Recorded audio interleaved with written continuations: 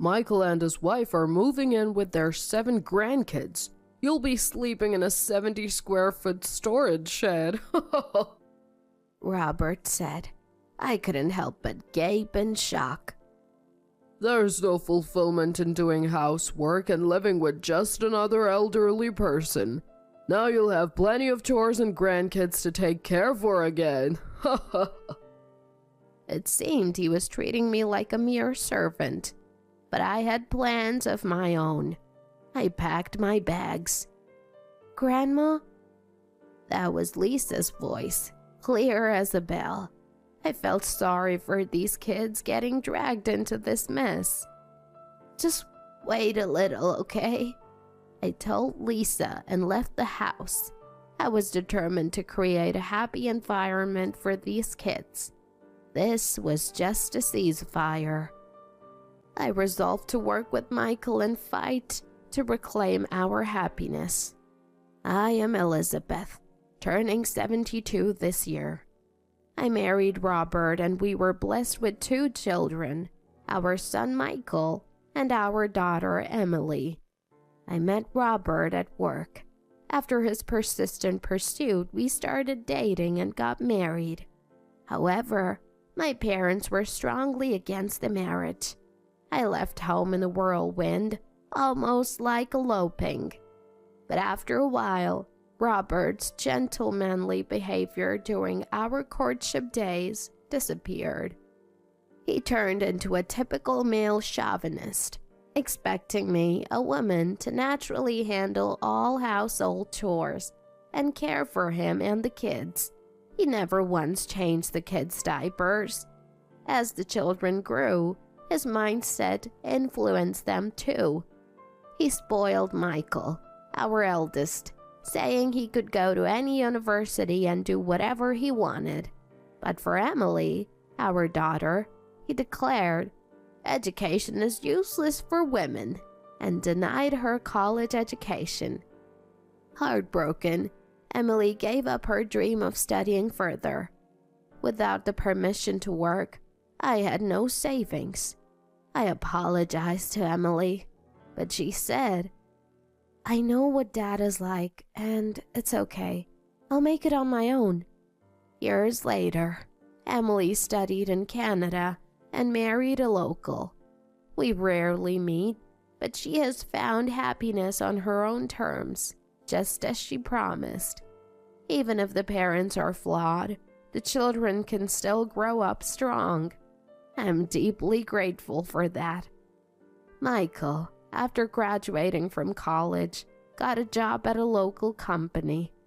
He seems busy, but seeing him work so diligently makes me feel proud of his growth.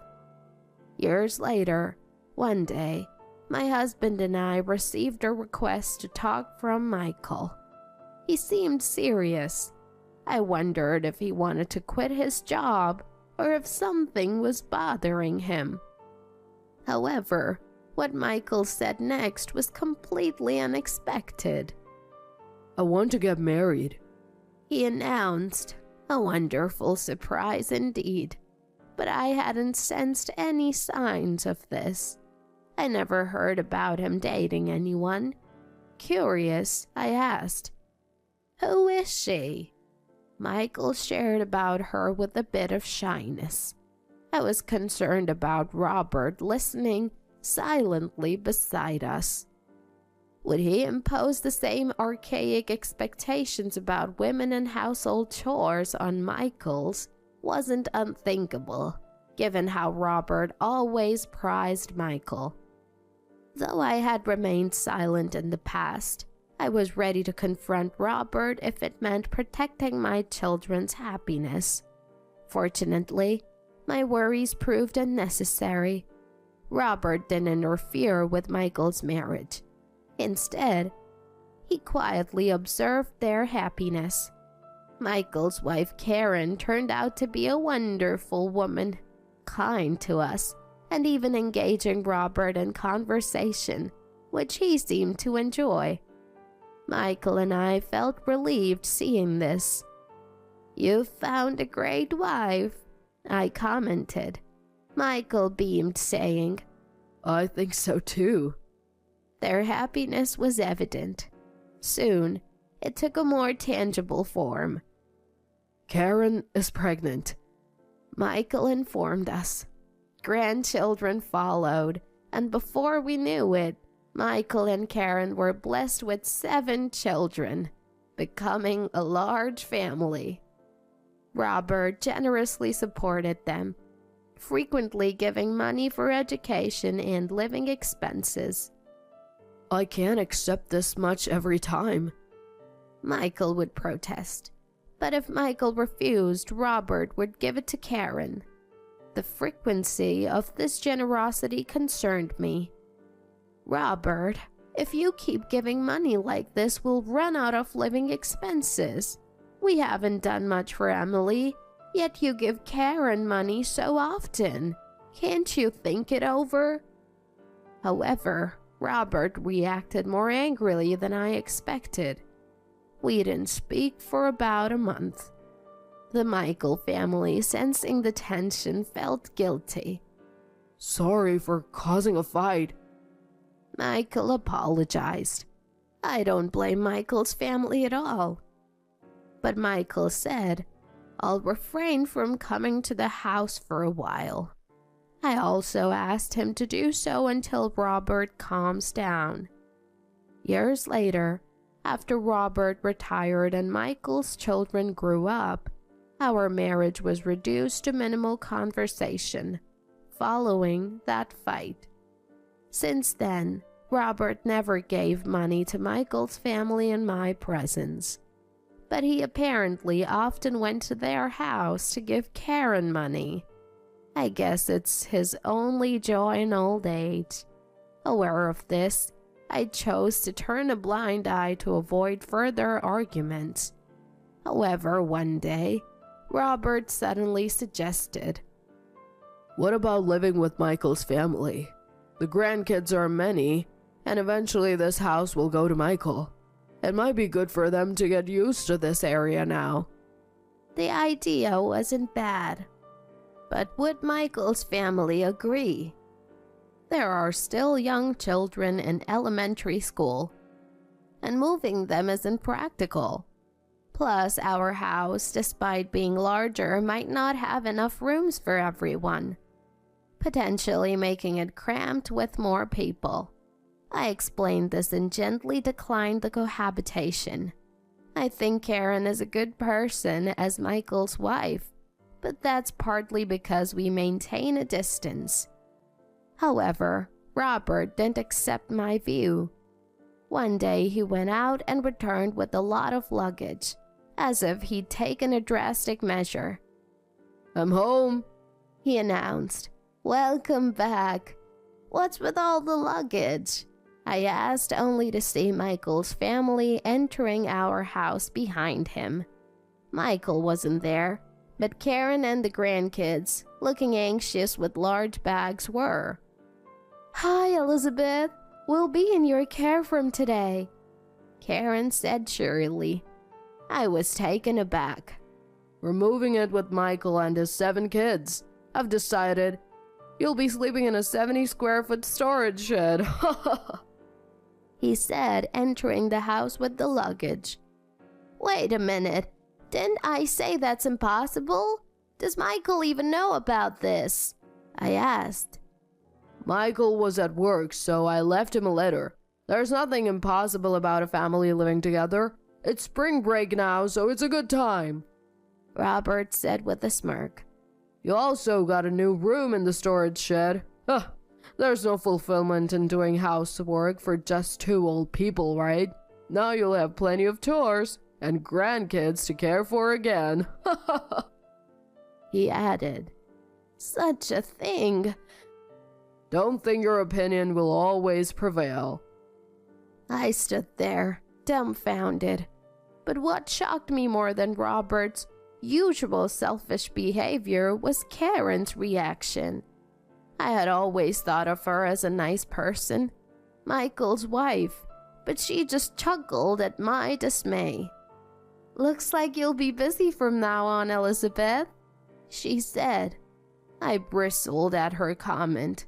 Were they both treating me like a servant? I had my own plans. I left them there, buzzing with excitement, and silently went back to my room to pack my things. What are you doing? Robert asked. Since my opinion doesn't matter in this house, I'll be returning to my parents' home, I replied. What? Robert stood there, stunned. I vaguely heard him and Karen complaining, but it all sounded like noise to me. But just as I was about to leave the house, Grandma? I clearly heard Lisa's voice. The poor kids, caught up in all this. Just wait a little, I told Lisa and left. That night, I got a call from Michael, who had just returned from work. Mom, are Karen and the kids with you? When I got home, I found a note saying they had moved to your place, but no one's home, and Karen isn't answering her phone. He sounded panicked. I calmed him. They must be fine. Everyone's at the house, but I have left, so I don't know the current situation. Huh? I explained the situation in detail to Michael. I had refused to live together. However, to silence my objections, Robert brought everyone over without my consent, trying to force me into the shed and treat me like a servant. I couldn't stand it and left, but I was worried about the grandchildren. Surely, they too were brought over without having to understand the situation. I'd refuse to live together too. The kids didn't want to change schools, and I've seen enough of Dad to know living together would burden you, Mom. Michael said with a sigh. I need to convince Karen to understand and bring everyone back home. I nodded. I have an idea. Michael seemed interested. I shared my plan with him. You must be tired from work, but can you help me? Of course, he replied. Then I'll contact you again. Rest well for tonight. I informed Michael of this and ended the call. I set down my mobile phone and sighed. It looked like I was in for a busy time. As I pondered this, someone entered my room and spoke to me. Do you think the plan will work? Yes. Thank you for helping, Dad, I responded. The man smiled satisfactorily. He was my father, Joseph, a landlord of this area. I told you not to marry that man. Now you're back at this age, he chided. Well, you stopped saying that once Emily and Michael were born, I retorted, laughing together. I had left home almost like an elopement, due to their strong opposition to my marriage. But after my children were born, I understood the value of parents. By then, I had to come to understand my parents' feelings of not liking Robert. I had secretly returned home once to introduce my children to them. My dad, initially angry at my return, quickly softened at the sight of his grandchildren. Come back whenever you're in trouble, he had said. Though we weren't close with our relatives, parents are always parents. Robert didn't know, but my parents had paid for Emily's study abroad. He thought he had funded it, but he only contributed 30%. He was a fool to think that the little amount covered it all. I decided to rely on my parents for this matter and returned to their house. It felt shameful to depend on my elderly parents, but I was ready to do anything to protect my children and grandchildren. They understood my feelings. Dad had a simple solution. Just kick them out. And so began my counterattack based on Dad's strategy. The next morning, I went to the office to get divorce papers and returned home. Robert, seeing me return, smirked. Did you spend the night outside? The shed would have been better. I ignored him and looked towards the kitchen, hearing water running. I thought Karen might be cleaning, but it was my granddaughter Lisa, a primary school student. Where's Karen? Why is Lisa cleaning up? I shouted at Robert in frustration. Lisa is a girl. She should be able to do housework. He responded nonchalantly. Angered by his words, I retorted, Karen is the woman here, isn't she? She must have noticed my voice.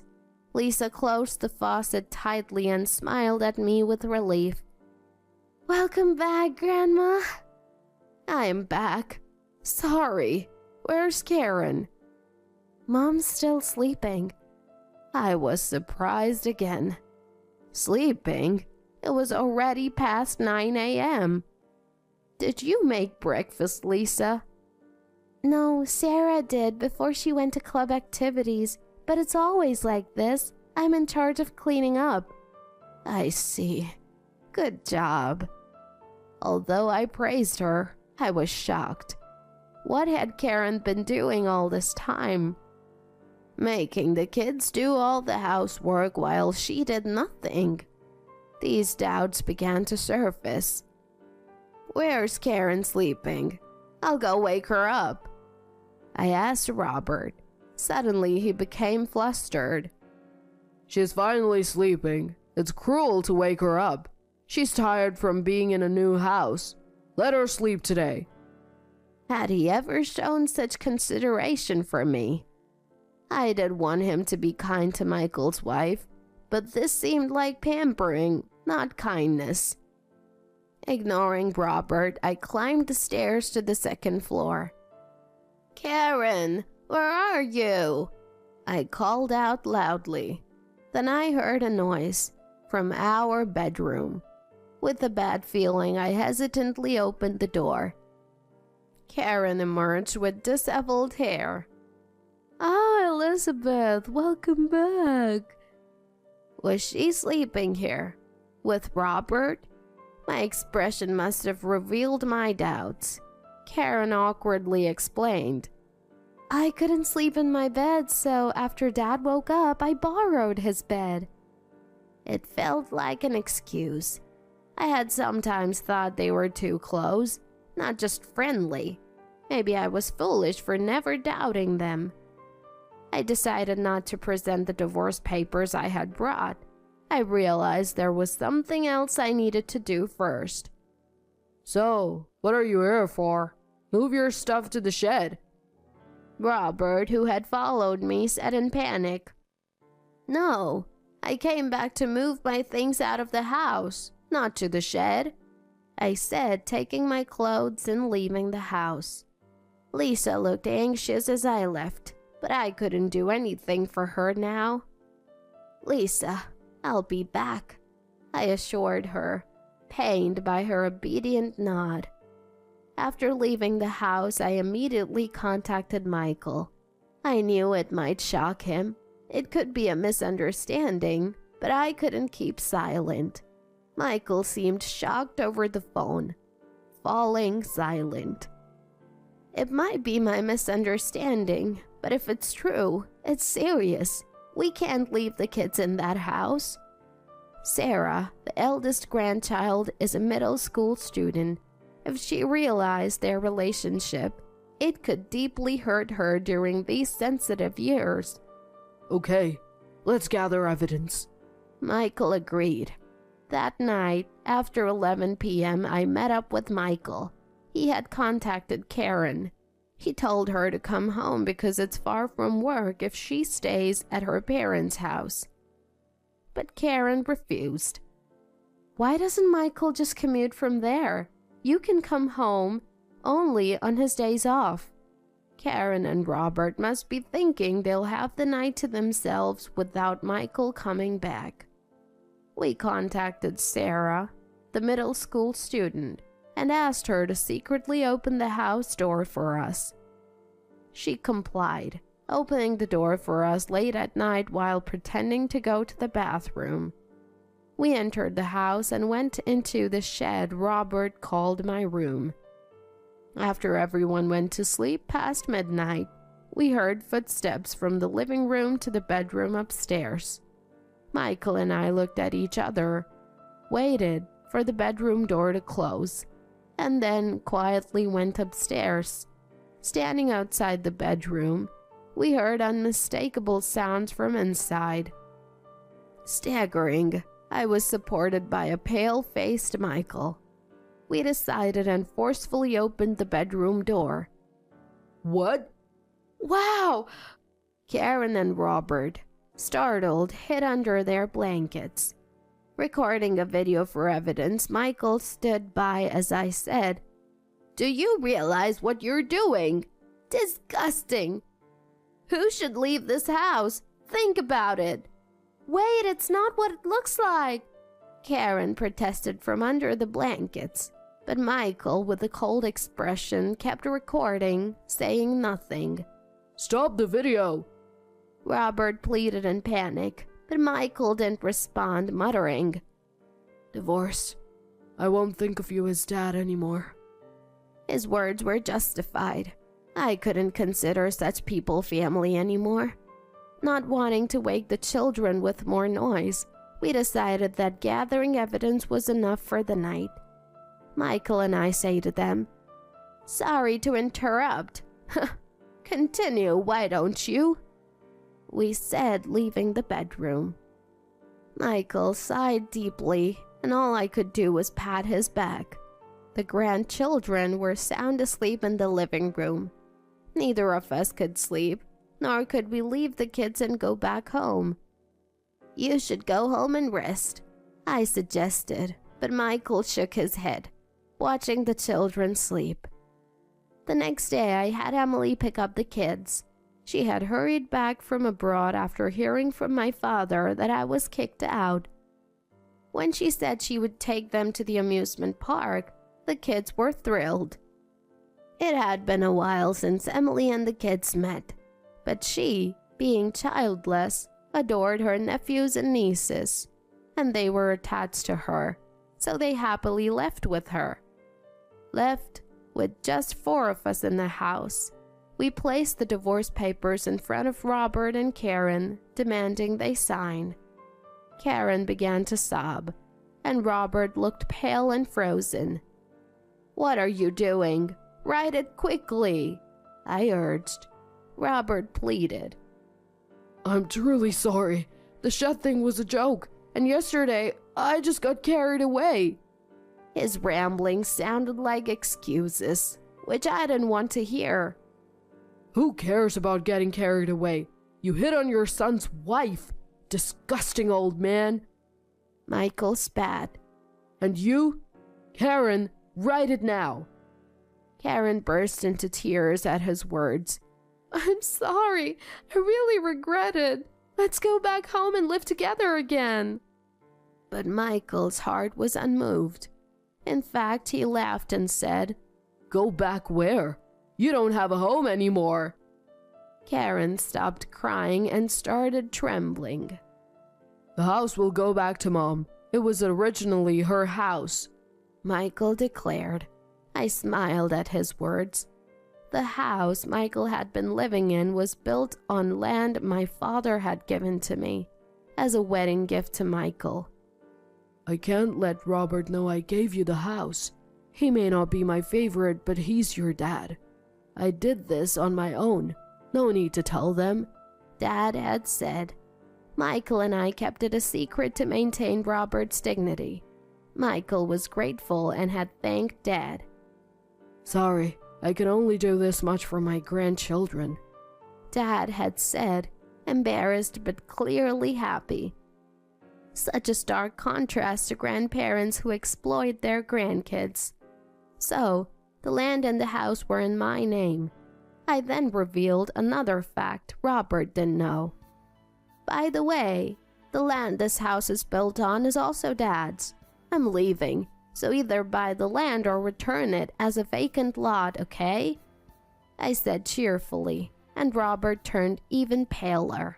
This land was also given by Dad as a celebration of Michael and Emily's birth. Robert thought I had severed ties with my family, but in fact, Dad was the real owner. There's no way Robert, a stranger now, could use it without any relation. That's exactly what Dad meant. Elizabeth in a shed? Unthinkable. Take the land back. If they divorce, he has no reason to stay. Acting on Dad's words, I initiated the divorce proceedings. Taking away the house when you have kids to raise is too harsh. Are you still Dad? Karen started yelling, but she seemed to be misunderstanding something. What are you talking about? The kids aren't going with you. I'll take custody. Michael said. What did you say? You, making the kids do chores and disregarding their feelings won't get custody. They're old enough to have their say. We can take it to court if necessary. Karen couldn't respond to his words and just looked down. Robert, still overwhelmed by despair, couldn't move. Seeing the two of them like that, Michael and I exchanged glances and smiled. It seemed they had taken quite a hit. Eventually, they signed the divorce papers and we successfully divorced with evidence of infidelity. Michael and I received compensation in the divorce settlements. We reclaimed the houses. Michael's house became a rental property, and my former home with Robert was demolished to become a coin parking lot. Karen returned to her parents' house, where her brother's family lived, likely feeling uncomfortable after her years of slacking. Robert, with his remaining retirement savings, rented an apartment, unbeknownst to him, also owned by us. It would be interesting to see how long he could afford the rent. The grandchildren, who had a great time at the amusement park, returned to my parents' house and slept soundly. With plenty of space, each child got their own room. Although it was out of their school district, they could still attend their original school with an application. They quickly grew fond of my parents, calling them great-grandma and great-grandpa. Our large family made my parents happy. Maybe it was for the best that Michael, the grandkids, and I all lived at my parents' house. Although the household chores increased for me, it wasn't difficult. Seeing the kids play and do their homework gave me strength, and everyone naturally helped out. We hated being forced to do chores before, but if it helps, Grandma, we want to do it, they said, which moved me to tears. Helping out should be voluntary, not forced. That's real education. I feel so happy now, buying donuts and sweets with my grandchildren, enjoying them with my parents. This life is a true blessing.